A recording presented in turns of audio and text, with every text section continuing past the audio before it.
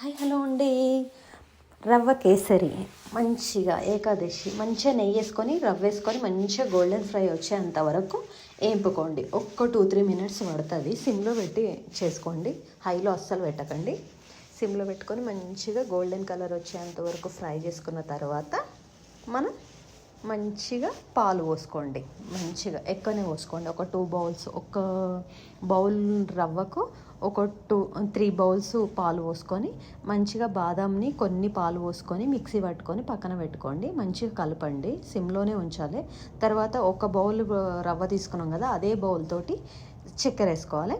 చక్కెర వేసుకొని మంచిగా ఫ్రై చేసుకొని మిక్సీ పట్టుకున్నాం కదా బాదంని, దాన్ని వేసేసుకొని మంచిగా కలుపుకోండి. ఒక 2-3 మినిట్స్ ఈ విధంగా ఉండలు లేకుండా, ఉండలు కడుతుంది, ఉండలు లేకుండా మంచిగా కలుపుతూ ఉండాలి. ఈ విధంగా సాఫ్ట్ టెక్స్చర్ మంచిగా వస్తుంది. తర్వాత రెడీ. జీడిపప్పు వేసుకొని గార్నిష్ రెడీ. ఆఫ్ చేసుకోవడమే స్టవ్.